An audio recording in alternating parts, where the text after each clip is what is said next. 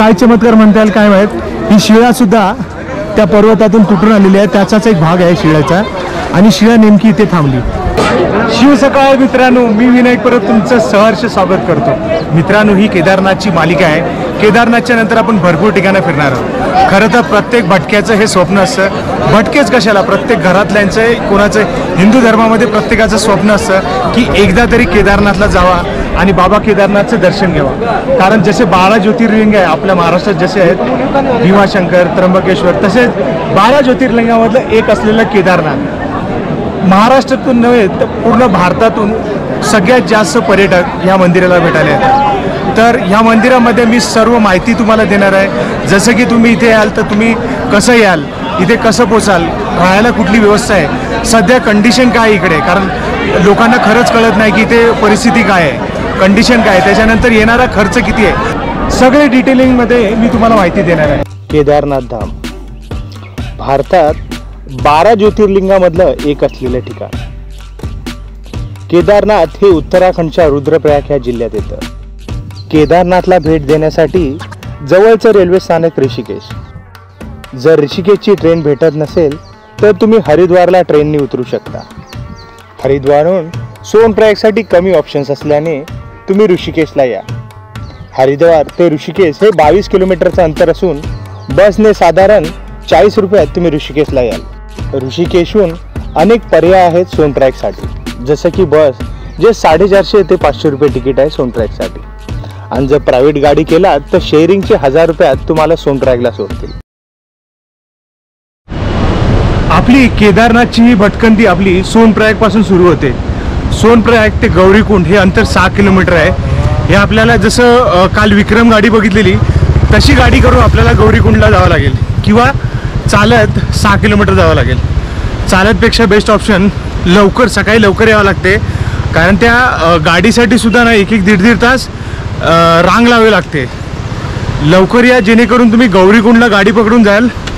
दुसरं, गौरीकुंडवरून जो आपला मुख्य ट्रेक आहे 16 किलोमीटरचा केदारनाथसाठी, तो खऱ्या अर्थाने आपला ट्रेक सुरू होईल।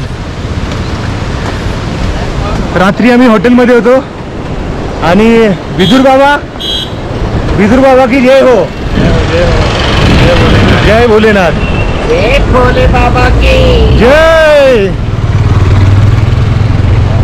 गर्दी जास्त आहे खूप, म्हणजे खरं तर 2 वर्ष जे लॉकडाऊनमुळे बंदी होती ना, त्यामुळे सगळेच जण तुटून पडलेत। गाड्यांच्या रांगा लांब दिसत आहेत।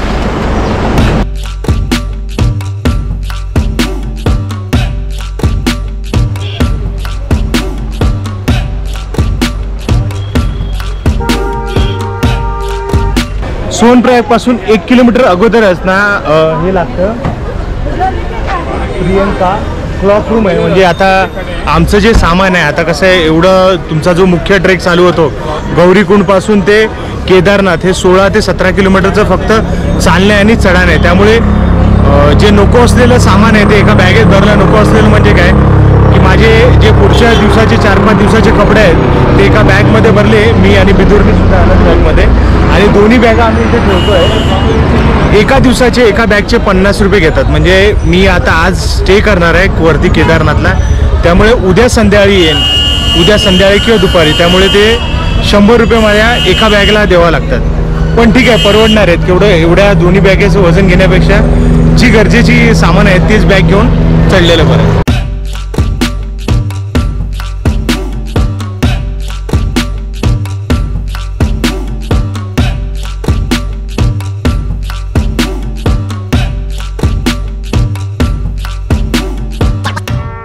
आपण आता सोनप्रयागला आलोय, इथे रात्री पण आलेलो, आणि ज्याच्यामुळे काल पण ज्याला माझा मित्र आहे मुंबईचा दुर्गेश करून, हा काल युपीची ट्रेन उशिरा झाली, काल पण रखडला, आज भेटला आम्हाला। प्रवास हा उशिरा असलेला हा कारणीभूत आहे। थँक्स। आणि विदुर सर तर आपल्या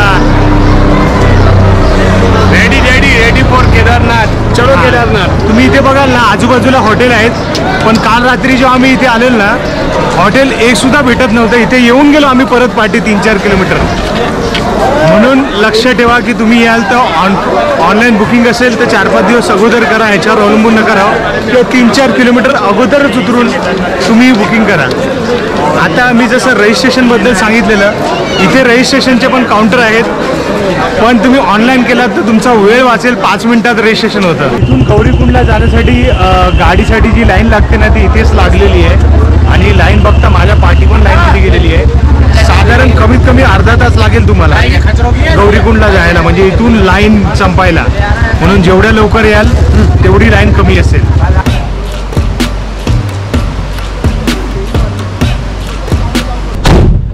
गौरीकुंडसाठी आम्ही गाडीत बसलोय आणि मस्तपैकी माणसं पण एकदम कमी आहेत. 14-15 खचाखच भरून बसले आहेत गाडीमध्ये. अजून तो 1-2 जणांची वाट बघतोय आणि मग पायलट आहे बघ, विमान चालवतो, पण त्याला आता गाडीवर बसवलं जीपवर. तर इथून आम्ही 5 किलोमीटरचं अंतर किती वेळ लागेल? 5-6 किलोमीटर. कितना देर लगेगा? देर तो लगेगा, जाम लगा होगा.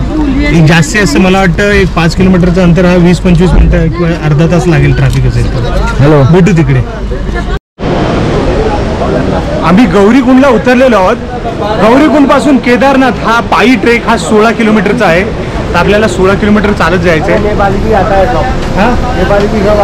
ओके.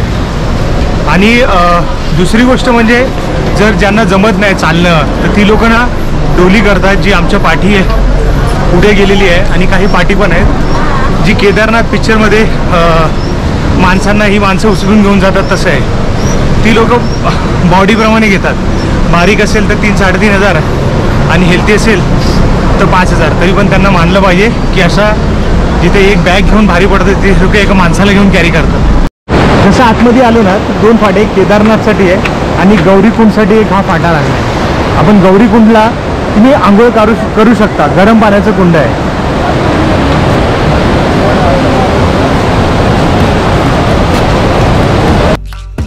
खरं तर गौरीकुंड ते केदारनाथ हे अंतर 16 किलोमीटर नसून 22 किलोमीटर आहे. त्यामुळे ज्या कोणाला पायी हा ट्रेक जमत नसेल त्याच्यासाठी 2 ऑप्शन आहे. एक तर पिट्टू, जो आपण बघितला की एक माणूस दुसऱ्या माणसाचं ओझं उचलण्यासारखं आहे, खूप मेहनत लागते. ते एका बाजूचे साधारण 5 ते 6 हजार घेतात. दुसरं ऑप्शन आहे ते सहसा वयस्करांसाठी पटणारं आहे, जे घोडा किंवा खच्चरने प्रवास करायचा. साधारण 2,500 किंवा 3,000 एका साईडचे घेतात.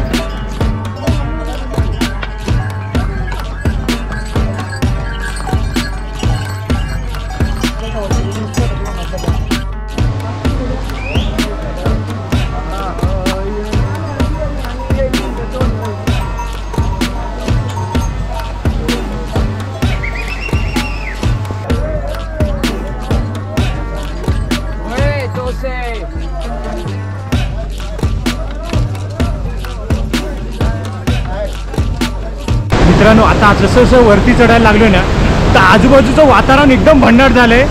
जसं आपलं सह्याद्रीत पावसाळ्यात जसं वातावरण असतं ना तसंच झालंय. सगळीकडे धुकं आहे आणि नदीचा प्रवाहाचा वेगसुद्धा वाढला आहे. अक्षरशः वेळ लावेल असा सुंदर असं दृश्य आहे इथे. दुसरी गोष्ट, तुम्ही जेव्हा इथे याल तेव्हा खालीच सोनप्रयागमध्ये किंवा तुम्ही येताना गौरीकुंडच्या इथे तिथे ना 25 रुपयात, आता हा 25 रुपयात घेतला आहे रेनकोट, नावासाठी आहे. पण ठीक आहे, तुमची बॅग नाही भिजणार किंवा त्याच्यामधलं काय सामान असेल, मोबाईल असेल, तो भिजू नये म्हणून आवर्जून तो स्वेटर घ्या. किंवा जास्तीत जास्त चांगल्या क्वालिटीचा असेल तर तुम्हाला 150-200मध्ये खालीच भेटेल. पण तिथेच घ्या, कारण वरती जेव्हा तुम्ही घ्यायला बघायला पाऊस येणार तर 350 ते 400 रुपये रेट सांगतात. आता मी तुम्हाला आजूबाजूचा जे दृश्य दाखवतो ते एकदम भारी आहे. पडल्यामुळे बघा आजूबाजूला सगळीकडे धुकं झालेलं आहे आणि नदीचा प्रवाह बघा जो स्पीड धारण केलेला आहे ना, अक्षरशः मी तर वर्णन करू नाही शकत असं वातावरण झालेलं आहे. खतरनाक आहे वातावरण. खतरनाक मजा आली की नाही? जबरदस्त, खतरनाक, थरारक वातावरण झालं आता मित्रांनो, थरारक. ठीक आहे, आता आम्ही या धुक्यामध्ये जाणार आहे. आता लुप्त होणार आम्ही धुक्यामध्ये, नाही दिसणार आम्ही तुम्हाला. आता पुढचा प्रवास अजून रंगतदार होणार आहे. सांगण्यात असं येतं की हिमालयाच्या पर्वतरांगामध्ये स्थित असलेल्या केदारनाथच्या मुख्य मंदिराची निर्मिती ही पांडवांनी केली आहे. तर आद्य शंकराचार्यांनी ह्या मंदिराचे पुनर्जीवन केले. हे मंदिर 6 महिने खुले असते. साधारण मे ते ऑक्टोबरपर्यंत. हिवाळ्यात बर्फवृष्टी असल्याने इतर महिन्यात केदारनाथ बंद असतं व तेथील देवांच्या मूर्ती उखीमठ येथील मंदिरात आणून पूजल्या जातात.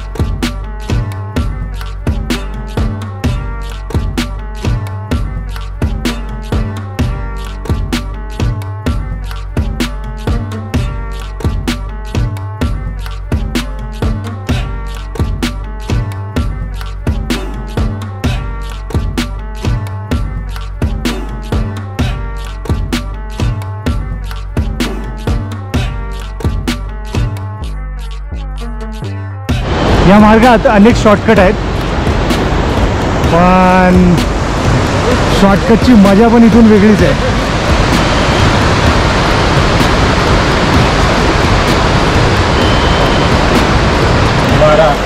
प्रवास आयुष्यात खूप काही चांगलं शिकवतो. कधी कधी वाईट अनुभव सुद्धा येतात, तर कधी कधी आयुष्यात असे सुखद झटके सुद्धा येतात, किंवा आपण बोलतो ना आश्चर्यचकित अशी काहीतरी गोष्टी घडतात. तसंच आता आम्ही केदारनाथला आलो आहे आणि माझ्या आयुष्यात पहिले तर बघा इकडचा आजूबाजूचा जो निसर्ग आहे तो अक्षरशः वेळ लावेल असं आहे, कारण आता वरती पावसाचं पण आगमन आहे. आणि त्यात माझ्या आयुष्यात पहिल्यांदाच मी जवळून पण दाखवेल, हा जो पाटी आहे बर्फाचं जसं बोलतो ग्लेशियर ज्याला आपण बोलतो, बर्फाचे कडे ते आहेत. मी तुम्हाला जवळून तर खुश आहे, कारण मी पहिल्यांदाच आयुष्यात माझ्या बघितलं असं काहीतरी.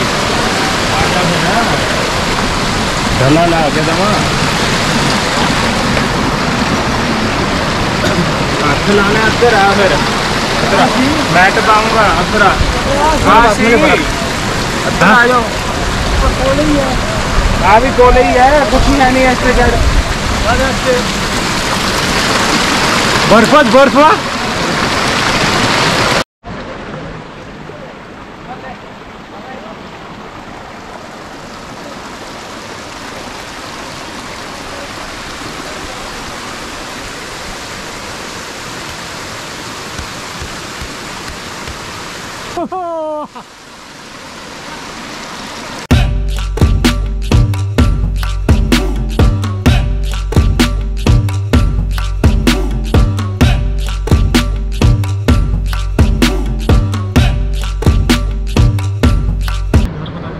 मित्रांनो, जो आमचा आजचा केदारनाथाचं दर्शन घ्यायचं होतं शिवशंकरांचं, तर मंदिर कसं सकाळी 4:30ला उघडतं.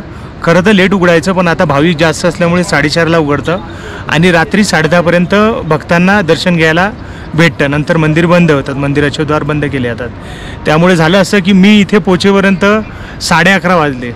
कारण कसं तुम्हाला माहिती आहे, मी आदल्या दिवशी आम्हाला हॉटेल मुश्किलनी 2.5 तासासाठी भेटलं आणि त्यातसुद्धा थंडगार पाणी होतं. मग आंघोळ पण नाही केली. मग ती गौरी कुंडला येऊन मी बघितलं, त्या कुंडात पण गौरी कुंडामध्ये जी कुंड होतं ना गरम पाण्याचं, तिथे ऑलरेडी लेडीज पण आंघोळ करत होते, म्हणून मला पण नाही करायला भेटलं आणि चित्रीकरण करू नाही शकले, चांगलं नाही वाटत ते. म्हणून जी नदी आहे बाजूला, मंदाकिनी नदी जी वाहते, बर्फासारखं थंड पाणी, त्याच्यात आंघोळ केली आम्ही, मी, बिदुरने आणि अजून एक मित्राने दुर्गेशनी. आणि मग आम्ही दुपारी 1ला निघालो. त्यामुळे आमचा जो प्रवास आहे थोडा उशिरा सुरू झाला आणि मग मंदिर बंद. पण मंदिराची आत्ता जे लाईट लागली आहे ना मंदिराला, अक्षरशः मंत्रमुग्ध करणारं हे मंदिराचं आजचं दर्शन मी तुम्हाला टाइमलॅस पद्धतीने दाखवतो.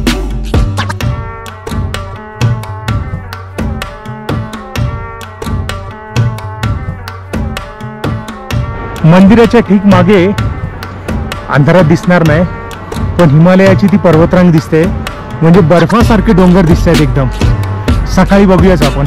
आणि या मंदिराचं थोडं रात्रीचं वेगळे पण.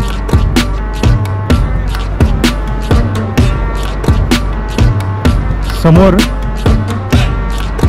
बाबा केदारनाथाचं मंदिर.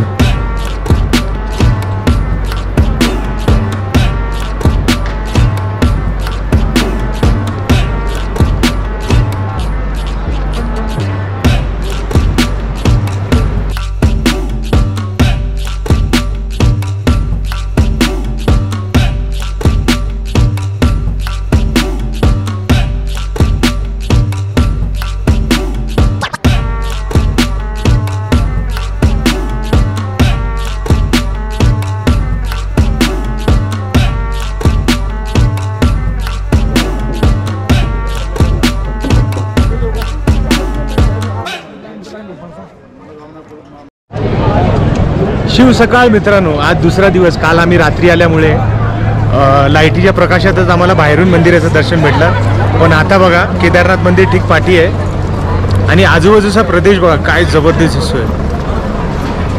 डोंगरावर डोंगर रांगेवर सुद्धा बर्फ पडलाय आणि लाईन आता साधारण 1-2 ते 3 तासाची लाईन लागली. आम्हाला आता लाईन लावायची. खरं तर 3 दिवस झोपलेलंच नव्हतं म्हणून झोपून घेतलं व्यवस्थित पहिला, कारण 3 दिवस न झोपल्याने हाल खरंच झाले, कारण हॉटेल कुठे भेटत नव्हतं. काल नशिबाने भेटलं आम्हाला व्यवस्थित.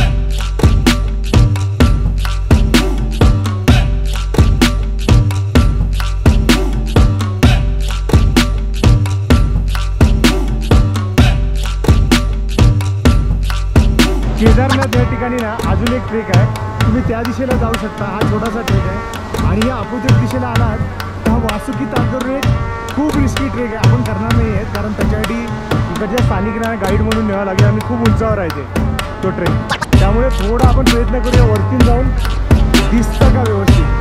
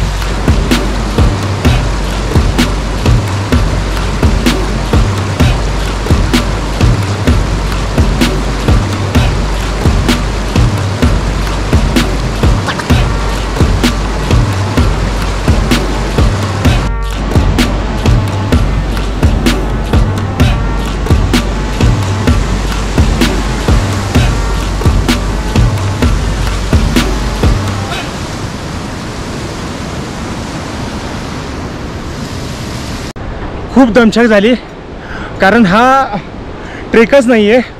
फक्त कसं आहे भरपूर जण व्हिडिओ बनवतात पण नक्की केदारनाथ वरतून कसा दिसतो हे कळणं होत नाही. कारण कसं आहे ड्रोन मारणं अलाउड नाही आहे. इथे हेलिकॉप्टर उडतात त्या साईडला. त्यामुळे माझी कुठेतरी इच्छा होती माझ्या दर्शकांना वरतून पण बघावं की कसं दिसतो. किंवा नदी 2013ला जो महाप्रलय आलेला आहे त्याच्यात लाखो भाविक तसंच गावातले हजारो जण मृत्युमुखी पडली. गावाचे गावं होऊन गेलेली.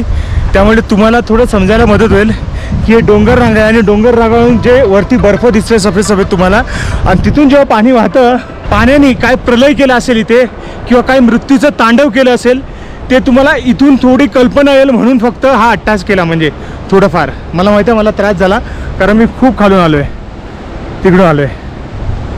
आता मी ह्या टोकावरून दाखवतो म्हणजे अजून थोडं बरं पडेल. पर्वतरांग बघा, हा वासुकी तालचा ट्रेक आहे तिथून, पण स्थानिकांना घेतल्याशिवाय करत नाही कारण भरपूर जण हरवतात आणि म्हणजे भेटत सुद्धा नाही रेस्क्यू ऑपरेशनमध्ये. आणि हे केदारनाथ आता बघा ही पूर्ण पर्वतरांग आहे. सफेद सफेद दिसत असतील हे बर्फ आहे.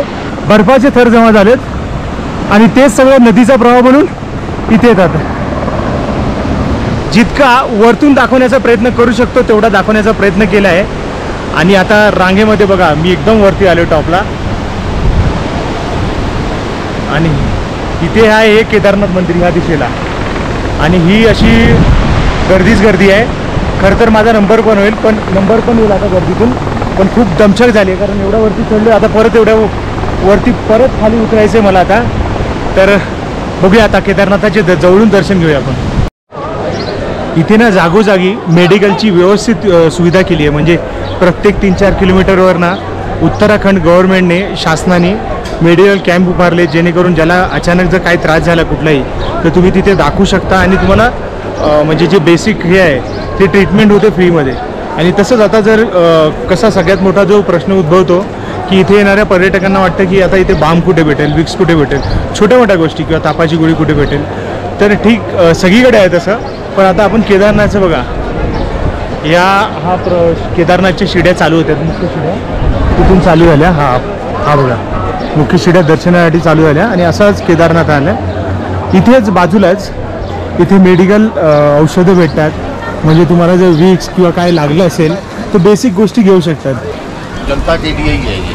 चलिए। इतनी भीड़ आ रही है और मौसम के हिसाब से क्या होता है, किसी को सांस की प्रॉब्लम हो जाती है, सर्दी से बुखार भी आ जाते हैं, तो उन्हीं की सुविधा के लिए। हाँ, अच्छा है, क्योंकि मेरे मतलब मैं खुद भी सोच रहा था, अरे यार किसी को क्या तकलीफ हुआ तो क्या मिलता है, तो एक अच्छा है कि केदारनाथ जी के यहाँ पे तो लोगों को इतना अवेयरनेस मालूम भी रहेगा की नाही है यहाँ पे। थँक्यू थँक्यू सर जी। केदारनाथ मंदिराच्या इथे बाबांच्या दर्शनासाठी म्हणजे शिवशंकरांच्या दर्शनासाठी साधारण 8 ते 10 किलोमीटरची रांग लागलेली आहे। माझा नंबर यालाच आहे, मप्पा पाठी आहे, अजून 1 तास लागेल आणि माझ्या ठीक केदारनाथचं मंदिर। केदारनाथ मंदिराच्या आजूबाजूला अनेक हॉटेल्स आहेत, पण ऑनलाईन बुकिंगमुळे ती हॉटेल्स अगोदरच फुल असतात। तुमचं नशीब जर चांगलं असेल तर एखाद हॉटेल तुम्हाला खाली भेटेल, त्यात सुद्धा 2 ते 3 हजार चार्जेस सांगतात। दुसरं राहायचं ऑप्शन म्हणजे इथे जागोजागी म्हणजे मंदिरापासून साधारण 1 ते 1.5 किलोमीटरच्या अंतरावर अनेक टेंट सुविधा आहेत, ज्या तुम्हाला 500 ते 700 रुपयात टेंटमध्ये राहायला मिळेल। थंडीची पण चिंता नसावी, कारण उच्च प्रतीचे ब्लँकेट प्रोव्हाइड करतात। आपण ठीक आता मंदिराच्या समोरच, खरं तर मंदिराच्या आतमध्ये कॅमेरा अलाउड नाही म्हणून आतमध्ये चित्रीकरण करणार नाही आणि ते नियमाच्या विरुद्ध सुद्धा आहे, ते मला सुद्धा पटत नाही। केदारनाथ मंदिर बघता का, पाऊस पण सुरू झालाय, ढग आणि हरून जमिनीवरून सुद्धा वाफा निघतायत बर्फाच्या।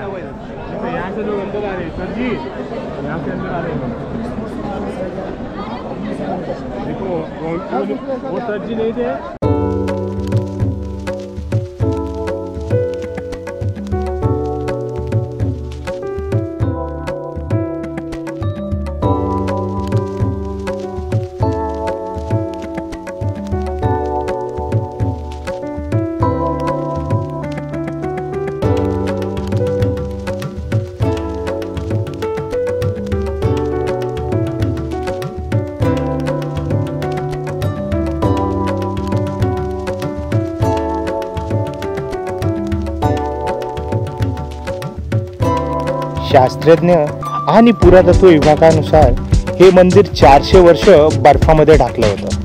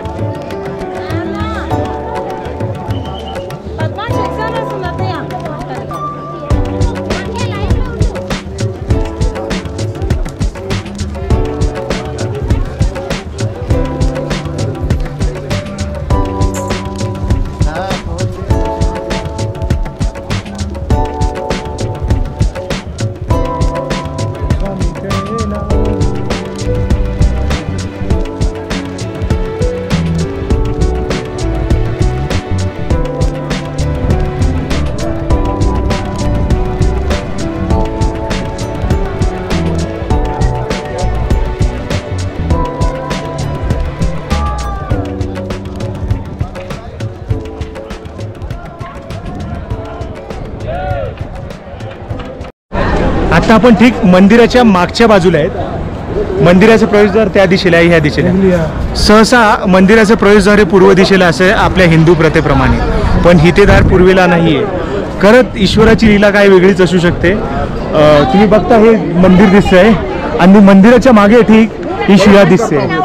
2013ला जेव्हा महापूर आलेला, त्या महापुरामध्ये हजारो पर्यटक मारले गेलेले आणि गावाच्या गाव उद्ध्वस्त आलेली. हा काय चमत्कार म्हणता येईल काय माहीत. ही शिळा सुद्धा त्या पर्वतातून तुटून आलेली आहे, त्याचाच एक भाग आहे शिळ्याचा. आणि शिळा नेमकी इथे थांबली, म्हणजे पाण्याचा प्रवाह जेव्हा इथे जोरदार आला, त्या पाण्याचा प्रवाह इथे अडकून ह्या दिशेला एक पाणी आणि अर्ध्या दिशेला, म्हणजे पाण्याचा प्रवाहाचा जो स्पीड आहे तो एकदमच कमी झाला.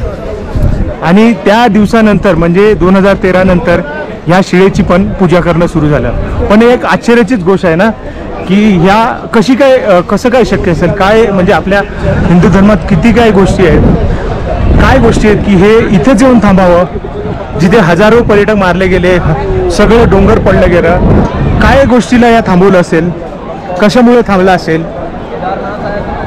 तर फक्त केदारनाथची कृपा.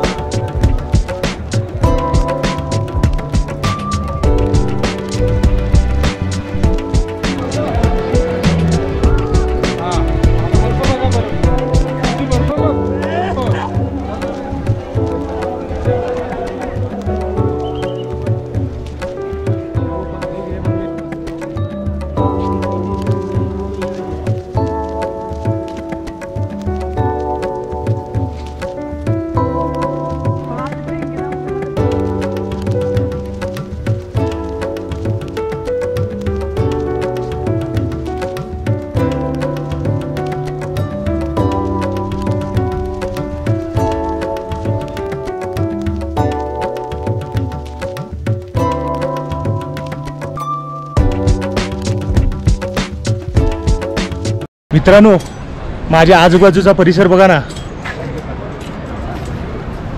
ही खरं तर ही सगळी हिमालयाची रांग आहे आणि काही ठिकाणी त्याचं व्यवस्थित वातावरण म्हणजे मला दिसतंय.